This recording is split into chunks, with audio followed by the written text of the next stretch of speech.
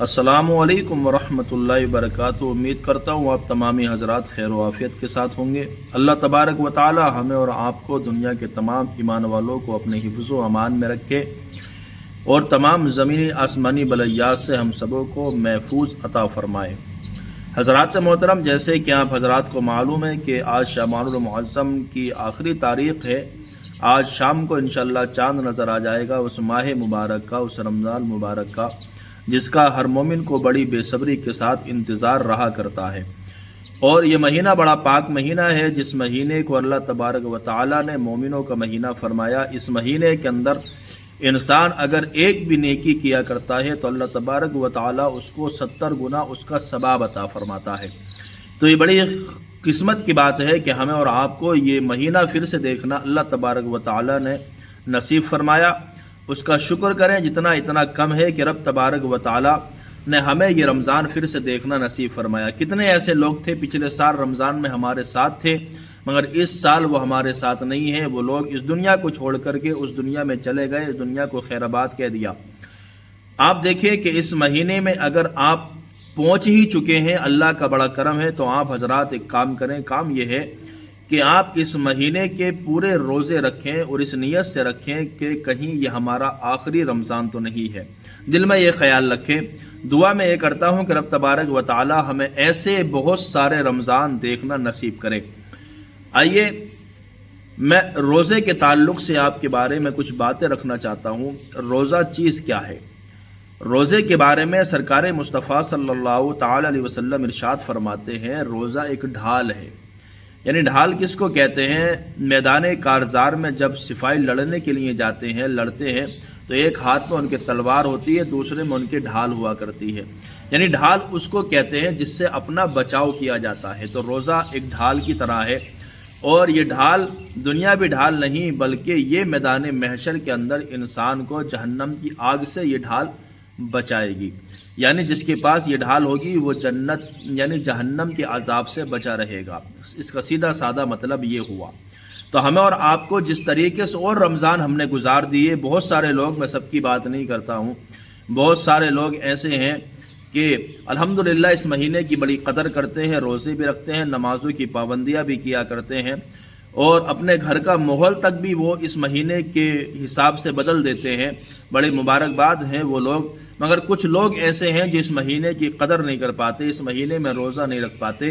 उन लोगों को रोज़ा रखना चाहिए, मगर वो किसी भी बहाने से रोज़ा छोड़ देते हैं और बहाना बना देते हैं कि हमने रोज़ा इसलिए नहीं रखा कि हम बीमार हैं, या हम ये चीज़ खाते हैं, फला तंबाकू बीड़ी कुछ भी कह करके हमसे और आपसे लोग बहाना बना करके कतरा जाते हैं, कन्नी काट देते हैं।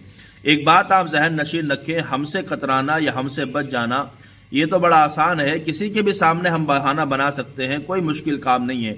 मगर याद रखें, मरने के बाद जब मैदान महशर बर्पा होगा, अल्लाह तबारक व तआला के सामने उसके हुजूर जब हम खड़े होंगे, तो उस वक्त बताओ हमें और आपको कौन सा बहाना याद आएगा? उस वक्त कोई बहाना हमारा काम नहीं आएगा। रब तबारक व तआला है, अगर अच्छे अमल करोगे तो उसकी जज़ा देगा, और अच्छे अमल नहीं करोगे तो उसकी सज़ा भी देगा। तो आप हजरात इस चीज़ का ख्याल रखें कि रमज़ान मुबारक के रोज़े रखें। अच्छा, कुछ सूरतें ऐसी हैं जिन सूरतों में रोज़ा भी माफ़ हो जाता है। वो सूरतें ऐसी हैं कि इंसान लागर हो, कमज़ोर हो, और यूँ लगता हो कि ये रोज़ा रखेगा तो मर जाएगा या फोत हो जाएगा, ये इसकी बीमारी बढ़ने का अंदेशा है। ऐसी सूरतों में आकर के रोज़ा माफ़ भी है। मगर रोज़ा माफ़ होने के वजह उसके बाद भी इंसान को यूँ चाहिए कि इस महीने रमज़ान के अंदर इंसान को जो है रोज़ेदार का एहतराम करना चाहिए। एहतराम का तरीक़ा यानी कोई अगर रोज़ेदार तुम्हारे सामने आ जाए तो उसके सामने खाना पीना छोड़ दें, उसके सामने खाएं नहीं, पिए नहीं, यानी रमज़ान का पूरा एहतमाम करें। मगर आजकल देखा जाता है, मुसलमान ही को देखो तो चौराहों पर खड़े होकर के इस महीने के अंदर भी लोग बेखौफ बेबाक होकर के खाते हैं। अल्लाह तबारक व तआला ऐसे लोगों को हिदायत नसीब फरमाए। आओ मैं एक वाक़या सुना करके अपनी बात को ख़त्म करता हूँ। एक यहूदी था जो मुसलमानों के बाज़ार में घूम रहा था।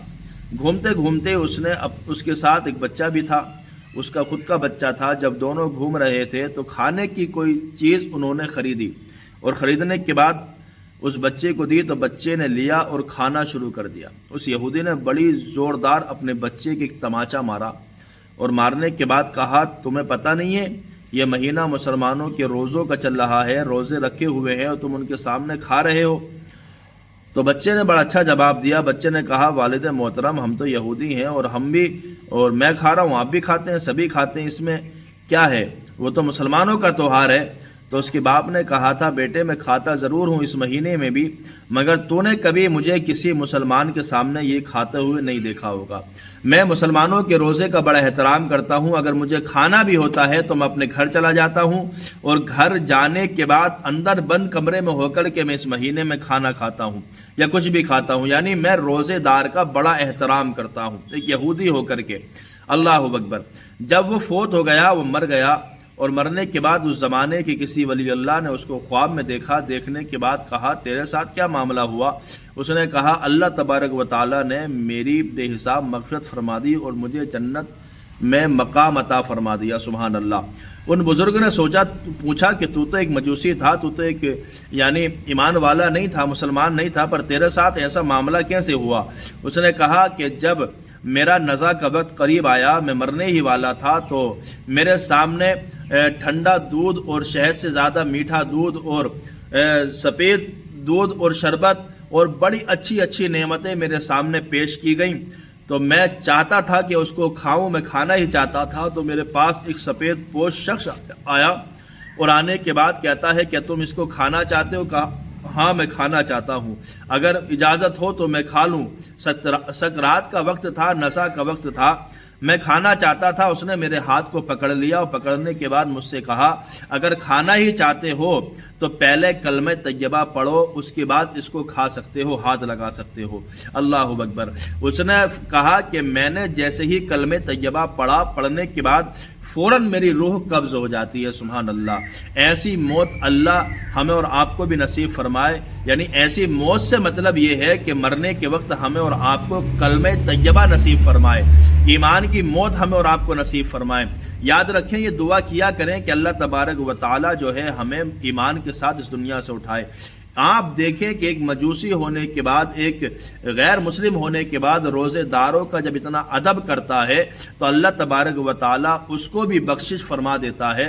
تو ہم اور آپ تو مسلمان ہیں، خدا را سمجھیں اور اس بات کو سمجھیں اور غور کریں کہ ہم مسلمان ہیں، اللہ نے ہمارے سینوں میں ایمان رکھا ہے، تو ہمیں سب سے زیادہ ضرورت اس بات کی ہے کہ روزہ رکھیں، اور روزہ رکھنے کے قابل نہیں ہے کسی وجہ سے تو روزے داروں کا احترام تو کیا کریں۔